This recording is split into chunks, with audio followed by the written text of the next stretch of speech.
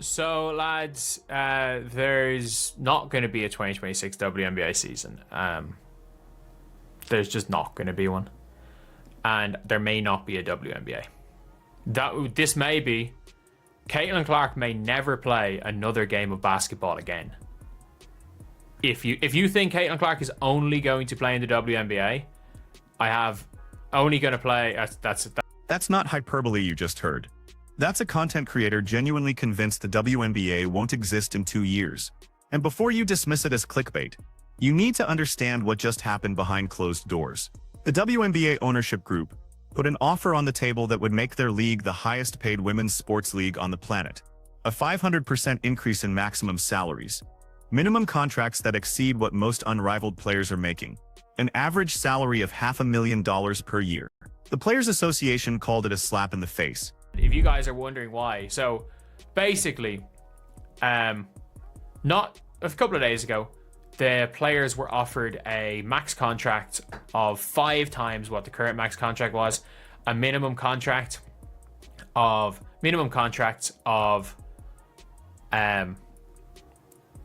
more than the current max contract, and an average salary of $500,000 a year. For context, the NWSL, which is the women's soccer league in America, has a max salary of $300,000. The average salary was going to be more than the max salary. The max salary is going to be 3 times as much as the NWSL. Let's put those numbers in context, because this is where it gets absurd. The current WNBA max contract sits around $240,000. The new proposal would push that to approximately $1.2 million. That's not a cost of living adjustment. That's a complete restructuring of the economic model. For comparison, the NWSL, the National Women's Soccer League, caps salaries at $300,000. The proposed WNBA average would exceed that. The proposed minimum salary would be higher than what all but 5 unrivaled players are earning. This wasn't a lowball offer. This was ownership saying we're going all in on this momentum. And the WNBPA responded by refusing to negotiate in good faith. In the world. And you can say, and by the way, sorry, the minimum salary in the WNBA is more than all but like 5 unrivaled players are making. It's more than nearly the entire unrivaled player base are making. Is the minimum salary. So this is the highest paid. The WNBA is going to be the highest paid female basketball league in the world. And you might be saying, oh no, like what about Project B? Project B, people don't realize like NECA might be making 2 million. These other players might be making 2 million. There is going to be players in Project B making 80k. EuroLeague. Anyone who thinks there's a single player in EuroLeague making over $500,000 a year is crazy. MMSM is the highest paid player in EuroLeague. She's not making that. Here's what makes this particularly damning. 16 months ago, Breanna Stewart said her dream was to eventually make $1 million playing basketball. 16 months. That's how recently the idea of $1 million WNBA salary was considered aspirational, not baseline. The league just offered her that dream on a silver platter, and the union she's part of essentially said it doesn't move negotiations forward. Think about the overseas comparison for a second. Diana Taurasi is the only player in EuroLeague history to crack $1 million annually. Maybe 3 players in China are making that right now. The proposed WNBA structure would create dozens of players earning 7 figures. This isn't just progress.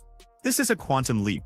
So why would the Players Association reject it publicly instead of taking it behind closed doors to negotiate?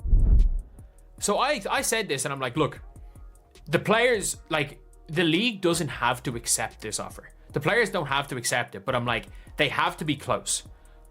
And I was like, if we hear anything about slap in the face or not good enough, instead of shutting the fuck up and just going and negotiating, because it has to be close, then the players just don't want it to be a league. Because there's no way. And now, apparently, the WNBPA has come out and said they don't see it as moving negotiations forward. So they have gone from, this is a slap in the face. That was their previous statement. The previous statement was, this is a slap in the face, posting shit on social media. And they got this new thing and they said, we still have the same thing. Basically, they're implying it's a slap in the face. The leverage calculation here is fascinating because the WNBPA appears to believe they have more power than they actually possess. Yes, Caitlin Clark drove record ratings. Yes, attendance spiked across the league. Yes, merchandise sales exploded. But here's the uncomfortable reality. The league's ownership structure means more than half of the stakeholders would rather liquidate than lose money on a bad CBA. 58% of WNBA teams are owned by individuals or groups who view this as a business investment, not a passion project. They watched the league lose money for 25 years. They watched the NBA subsidize operations to the tune of tens of millions annually. Now they're seeing a path to profitability, and they're not going to sign a deal that closes that window. The players seem to think the Caitlin Clark effect gives them NBA-level negotiating power. It doesn't. It gives them the best offer in women's sports history, and they're treating it like an insult. They're going to want NBA money at this stage. Like, I don't actually know. I don't actually know. Like, I don't actually know. Do they want NBA money? Because to say that this isn't, to come out and say it doesn't see it as moving negotiations forward, when they have offered you a 500% increase in revenue, and you don't even, they have no leverage. They have no leverage. They have absolutely no leverage, these players, because they don't realize that more than 50% of the shareholders will absolutely take the money that the WNBA has. Now we need to talk about the elephant in the room. Who benefits if the WNBA season doesn't happen in 2026? Because the answer isn't most WNBA players. Nafisa Collier and Brianna Stewart own Unrivaled. If the WNBA goes dark for a summer, Unrivaled becomes the primary domestic option for women's basketball. They can expand their 3-on-3 league, sign more players, negotiate better broadcast deals, and position themselves as the summer destination. Fee's husband is involved in Unrivaled's operations. Stewie has equity. They have a financial incentive for the WNBA to stumble. Meanwhile, players like Aaliyah Boston, who don't have Unrivaled equity, who don't have massive endorsement portfolios, who rely on WNBA salaries as their primary income, their collateral damage. The rookies making $70,000 for the next 3 years under their current contracts? The union isn't fighting for them. They're fighting for the top tier to extract maximum value, even if it means burning down the house. They benefit because the bigger a rival gets, the more money they get, and especially Fee, because her husband's involved. And that's where the problem is like, it doesn't seem like the WNBA, NBPA, have any interest in negotiating. It does not seem like they have any interest in negotiating at all. It seems like they have a set list of demands and they're not budging on it. Because it seems like no matter what the thing comes back at, they're not even willing to, I'm not even gonna say willing to compromise, because at the end of the day, both parties are gonna have to compromise. The WNBA, NBPA have their demands, and if they're not gonna budge, it's just not gonna happen. Here's the part that should terrify anyone with brand deals tied to WNBA players. If there's no 2026 season, those contracts become worthless overnight. Nike isn't paying Sabrina Ionescu to sit at home. Gatorade isn't sponsoring Angel Reese to play pickup games. The entire ecosystem that grew around the Caitlin Clark phenomenon requires the WNBA to exist. Without games, without storylines, without playoffs, the casual fans who discovered the league last summer disappear, and they won't come back. The WNBA had lightning in a bottle. With Clark's rookie season, they turned it into record ratings, sold-out arenas, and mainstream media coverage. A work stoppage kills that momentum permanently. You don't get a second chance at a cultural moment like that. Because there has to be some sort of middle ground. And by the way, I don't think they should, like, you know, if it turns out that there's a whole bunch of other shit going on, I'll be willing to retract my statements. But it literally sounds like, and the NBA have accused the WNBPA of literally not even trying to negotiate in good faith and just going to social media. They have accused them of not negotiating in good faith, and they're absolutely not. And the problem is, people are like, oh, they have leverage. No, they don't. And not only that, not one word has been said about, you know those rookies that are making $70K a year for the next 3 years. We don't care about them. They're literally in it to make as much money for themselves as possible. That's what it looks like. I could be wrong, but it literally, by the looks of things, the WNBPA don't give a flying fuck about the players in this league. Like, it actually looks like that's the case. It does. It looks like they care more about how much money they're going to make. And NECA probably pocketed 2 million and is like, fuck this league, let's shut it down. Like, who knows? I could be, look, I'm completely just spitballing. I know nothing. I know nothing. I know absolutely nothing. I'm just saying shit right now. I'm talking about hypotheticals that I know nothing about. But from the outside looking in, not being in this conversation, it looks like the WNBPA don't care about the players. They care about a select group of players. They care about the clique. They care about the clique of the top players. They're going to make their money. You know, part of our clique is major players and Unrivaled. Another part of our clique are major players and Athletes Unlimited.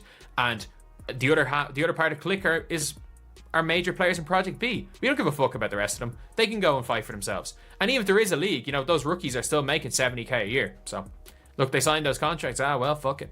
Fuck them. But anyway, yeah. That's the video. I don't think it's going to be a season, nor do I think the WNBA is going to exist. Sorry, no. I think not that I don't think it's going to be a season. I think there's a very good chance the WNBA does not exist. Which is a shitty one. Well, at least, you know, my PlayStation's here, so what is going on, guys? DBG here might end up coming. So let's game this out. What happens if the WNBPA refuses to budge and we hit the CBA deadline without a deal? The 2026 season gets cancelled. Ownership loses 1 year of revenue, but they also avoid paying salaries, travel costs, and operational expenses. They take the financial hit in the short term, but preserve their long-term position. The players lose a year of income and a year of career. For someone like Caitlin Clark, who's 23, that's manageable. For someone like Alyssa Thomas, who's 32, that's potentially career-ending. The players think they can force ownership to blink, because the league needs the Caitlin Clark revenue stream. But ownership can sit on their hands for 2 years, if necessary. They've been subsidizing this league for a quarter century. They can afford to wait. The players and that's why the WNBPA strategy makes no sense, unless you assume they're either catastrophically miscalculating their leverage, or they have a different endgame in mind. If the goal is to maximize salaries for the top 10 players in the league, even at the expense of everyone else, then rejecting a 500% increase starts to make sense. You're not negotiating for the good of the league, you're negotiating for the good of the Supermax tier. But here's the problem with that strategy. Caitlin Clark is the only player in this league who can walk away and maintain her earning power. She's got endorsement deals that dwarf her WNBA salary. She could retire tomorrow and still make 8 figures annually. Every other player, including Stewie and Aja Wilson, needs the WNBA to exist. Their endorsement value is tied directly to their on-court performance and visibility. No WNBA means no visibility. No visibility means no endorsement. No endorsements means you're playing 3-on-3 in Miami for $150,000 and hoping someone remembers your name. The league offered them generational wealth. By women's basketball standards, they called it a slap in the face. And now we're staring at a very real possibility that the 2026 season doesn't happen. Not because the money isn't there, not because the audience isn't there, but because the Players Association fundamentally misread the room. Think about what that means for the future of women's basketball. If the WNBA folds or goes dark, where do the next generation of stars play? College basketball becomes a dead end. There's no professional destination. Unrivaled can't absorb 144 roster spots. Project B in Saudi Arabia isn't a viable long-term solution for American players. The infrastructure that took 28 years to build collapses in one off-season. And for what? Because the union decided that being the highest-paid women's sports league in the world wasn't good enough. Here's the final piece that nobody's talking about. The Connecticut situation. The WNBA has been blocking team sales, which means franchise valuations are meaningless if you can't actually liquidate your investment. Owners are stuck. They can't sell even if they want to. That removes one of the primary incentives to keep the league operating at a loss. If you can't exit, and you can't turn a profit, why would you continue funding operations? The answer is you wouldn't. You'd force a resolution. And if that resolution is shutting down the league and cutting your losses, that's what happened. The WNBPA seems to think they're negotiating from a position of strength. They're not. They're negotiating from a position of desperation.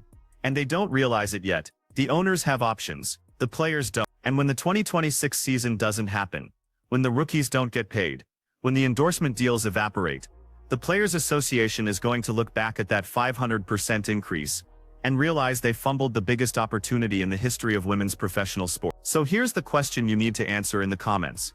Are the players right to hold out for more?